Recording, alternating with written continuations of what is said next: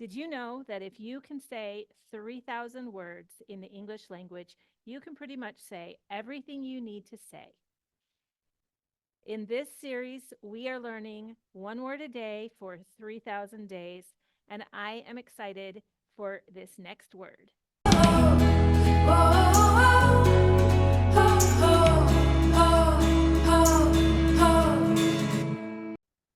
And our next word is boring.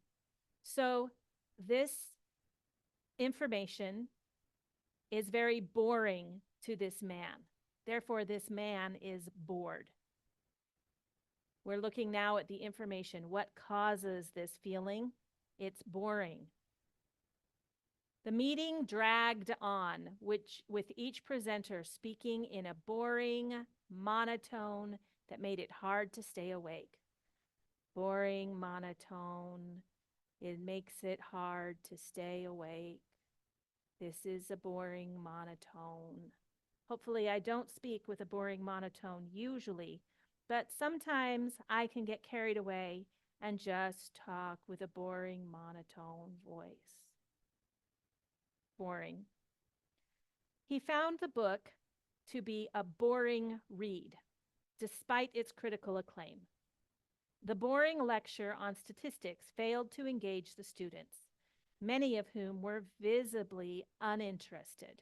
So another word for boring would be uninterested.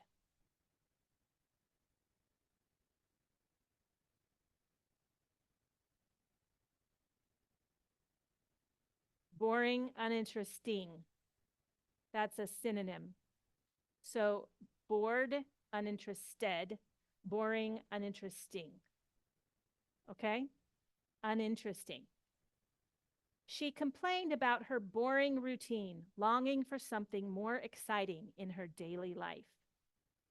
The boring conversation at the dinner party made him wish he had stayed home instead.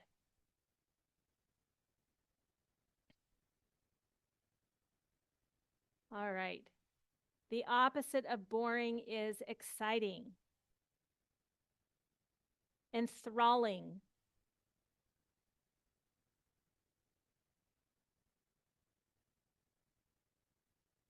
enthralling. Thrall is an old English word for slave.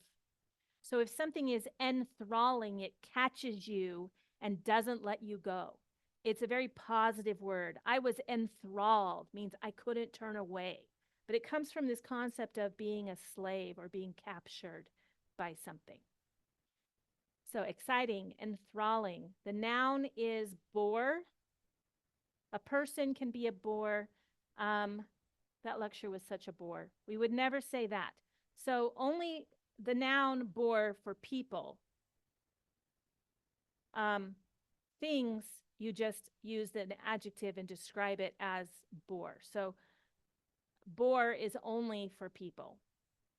To bore something.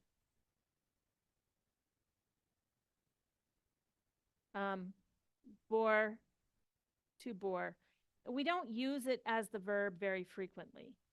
So be careful if you try to use bore as a verb. People might misunderstand you and not understand that you know what you're talking about. Adjective is boring. And the adverb is boringly. Remember, we can pretty much, except for a few irregular adverbs, we can pretty much put a ly on the end of any adjective, and we're going to get the adverb, boringly. I hope you enjoyed this video. I really hope that you take this new word that you know and you try it in many different ways today.